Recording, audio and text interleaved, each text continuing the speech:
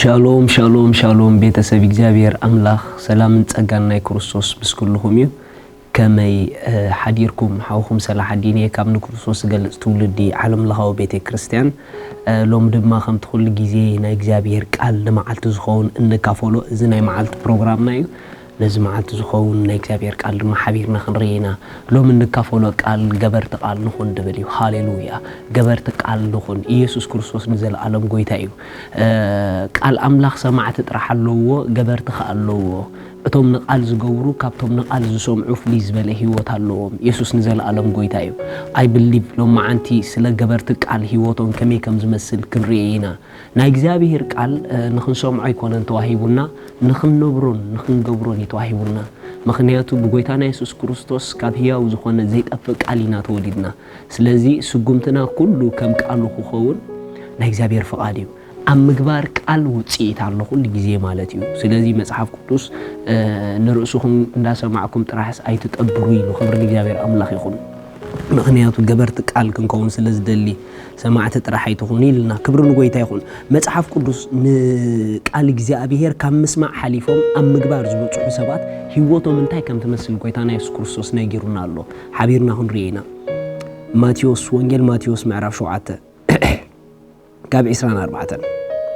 ነዚ ነገረይ ሰሚዑ ዝገብሮ ሃሌሉያ ነዚ ነገረይ ሰሚዑ ዝገብሮ ኩሉ ቤቱ ኣብ ከውሒ ዝሰርሐ ብልሂ ሰብኣይ ይመስል ኢሉ ዋው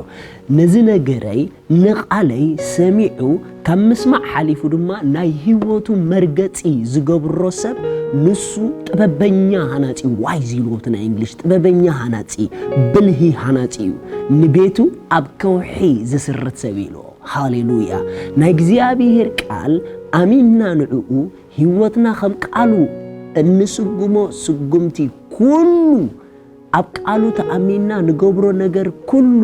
ከምታ ኣብ ከውሒ ዝተሰረተት ቤት ይስኸውን ኢየሱስ ጎይታ ዝናም ዘነመ ውሕጅ ወሓዘ ንፋስውን ነፈሰ ነታ ቤት ከዓ ደፍእዋ ኣብ ከውሒ ተሰሪተ እሞ ኣይወደቀትን ኣሕዋት ርኢኹም ንቃል አምላኽ ካብ ምስማዕ ሓሊፍና ናይ ህይወትና መርገጽ እንድሕር ጌርናዮ ንቃል አምላኽ ካብ ምስማዕ ሓሊፍና ላይፍና እንድሕር ጌርናዮ ኣብ ቃሉ ክንስጉም እንድሕር ጀሚርና ንቃሉ ፕራክቲካሊ ኣብ ላይፍና ክንፍትኖ እንድሕር ጀሚርና ንቃሉ ኣብ ህይወትና ብምስጓም ክንሪኦ እንድሕር ጀሚርና ህይወትና ከምቲ ብጥበብ እሞ ከዓ ኣብ ከውሒ ዝተሰረተት ቤት ዝመስል ንፋስ እንተመጸ ውሕጅ እንተመጸ ማንም ዓይነት ናይ ህይወት ቻሌንጅ እንተመጸ ነቶም ከም ቃሉ ዝስጉሙ ሰባት ንህይወቶም ክደፍአ ዓቕሚ የብሉ ርኢኹም ኣሕዋት ንቃሉ አሚንና ዝጀመርናዮ ቢዝነስ ንቃሉ አሚንና እነገልግሎ አገልግሎት ንቃሉ አሚንና እንመርሖ ቤት ከም ቃሉ ጌርና እንመርሖ ማንም ዓይነት ነገር ኣብ ህይወት ብዘጋጥሙ ንፋሳት ደው አይብልን እዩ ኣብ ህይወት ብዘጋጥሙ ንፋሳት አይወደቀን እዩ ንምንታይ ተተባሃለ ናይ መጨረሻ ዘተአማምን ዘይሕፍር ናይ እግዚአብሔር ቃል እዩ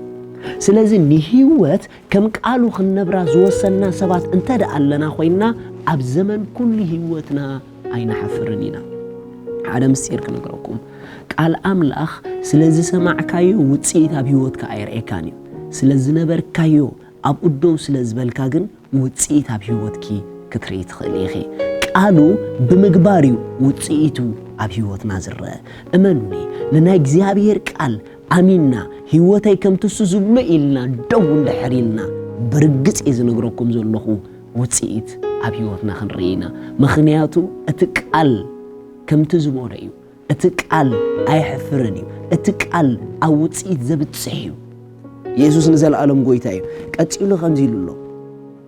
نزي نغري سميعو زي غبرو كله خا بيتو اب حصا زسرحه عشا سبعي يمثل زنام زنمه وحج وحزه نفاس نفسه نتابي دفؤوا ودقت اولا دقا ادما عبي كونه ريهم نقال املاخ زسمعو جن نتزسمعو دو زي بلولو نتزسمعو زي نبرو نتزسمعو زي قبرو اندحر كوينوم جن بيتهم كم اب حصا زسرتو سباتي مسلمين مخنياتو مصحف قدوس لقال املاح كزارب كله ام مسمع طرح زي كونه اذا سمعكايو اغبري انت بتحكاي وصي زمصلكا يسوس غويتاي سلازي رغصኛ ሆይነ ሎ ማሐድ ነገር ከነገርኩም ዝሰማዕኩም ወቃል ዝተረዳእኩም ቃል አብኡ ዶቦሉ ውጽኢ ድማ አብ ህይወት ክትሪኢኹም ምኽንያቱ ተፈቲኑ ዝሓለፈ ውጽኢታዊ ቃል ናይ እግዚአብሔር ቃል እዩ እዚ ቃል እዚ እሙሉ አብኡ ዶው ንዝብሉ ይእመነሎም እዩ ነቲ ቃል ዶው ንዝብሉ ሰባት እግዚአብሔር ይተግሂዩ እግዚአብሔር አብ ቃሉ ትጉህ አምላኽ እዩ ነገር ግን አብ ቃሉ ዶው ዝብሉ ሰባት ይደሊ ስለዚ ሎሚ ማንም አይነት ነገር ንኹነታት ምርአይ ገዲፍኩም ንቃሉ ርኢኩም ዶው ተዳኢልኩም ብርግጽ ዝነግረኩም ዘለኹ ማዕበል አይክእለኩም እዩ ንፋስ አይክእለኩም እዩ ውሕጅ አይክእለኩም እዩ ዋይ ተተባሃለ ንቃሉ ዝገብሩ ሰባት ልዕሊ ኩነታት እዮም አምላኽ ሰማይ ምስኩልኹም እዩ እግዚአብሔር ይባርኽኩም እታ ዝተረድአትኩም ቃል አብ አደወሉ አብ ሓደ ደረጃ ከተእትወኩም እያ ቃል አምላኽ ምስተሰምዐ አብ ግብሪ ክበጽሕ ኣለዎ ቃሉን አብ ግብሪ ክበጽሕ እንድሕር ኮይኑ አብ ቃሉ አሚንና ክንስጉም ተኾይና ግን ነቲ ቃል ሜዲቴት እንዳገበርና አብ ልብና ከምዝኣቱ ክንገብሮለና ብዙሓት ሰባት ንቃል አምላኽ ሓቂ ኢሎም አብ ህይወቶም ዘይነብርዎ ንምንታይ እንድሕር ኢልኩምኒ እቲ ቃል ሓቂ እንዳበልዎ ነገር ግን ከምቲ ቃል ዶ ምባል ንምንታይ ስኡሉ ተይልኩምኒ እቲ ቃል አብ ርእሶም ይዘሎ ቃል አብ ልብን ተኣትዩ ህይወትካ ኮይኑ ዝግለጽ ስለዚ እሱ ዝብለክ ጥራሕ አሳላስሊ ከምኡ ድማ ክትኮኒ ኢኺ ሻሎም